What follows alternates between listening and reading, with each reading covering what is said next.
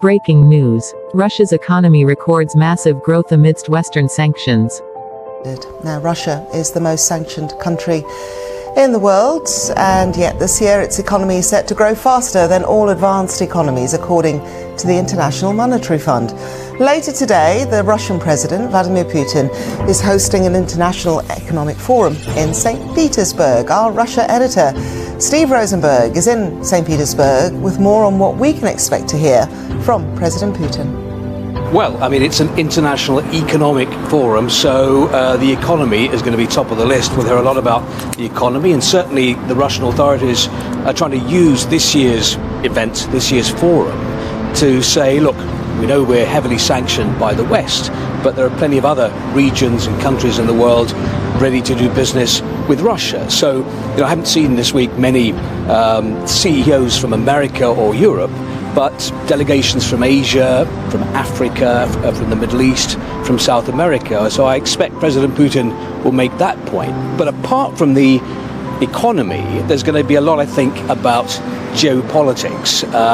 That's been bubbling away in the background in St. Petersburg this week. The war in Ukraine, the soaring tensions between Russia and the West. In fact, earlier this week in St. Petersburg, Vladimir Putin suggested that Russia is considering supplying advanced conventional long-range missiles to others to carry out strikes against Western targets. That would be Russia's response to NATO allies allowing Ukraine to use Western missiles to strike Russian territory. Steve, how is it then that Vladimir Putin is able to prop up his economy despite those sanctions? How is he circumventing them?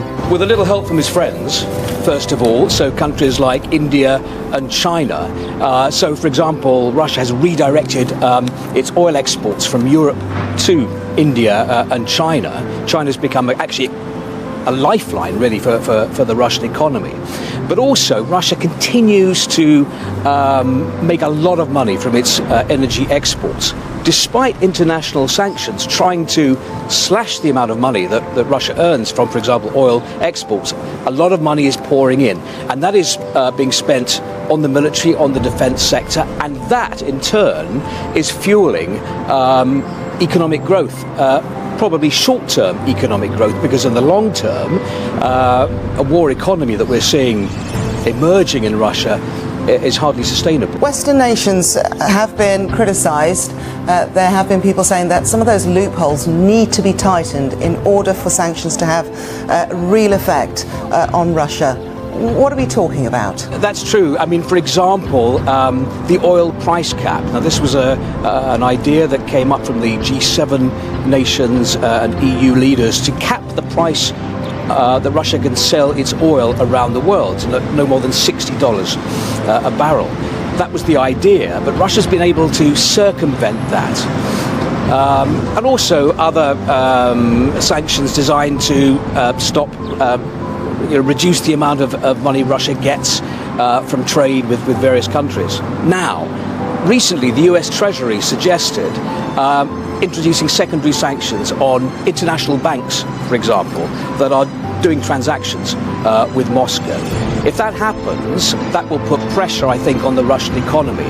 Now that is, I think, an area of concern for the Russian authorities right now.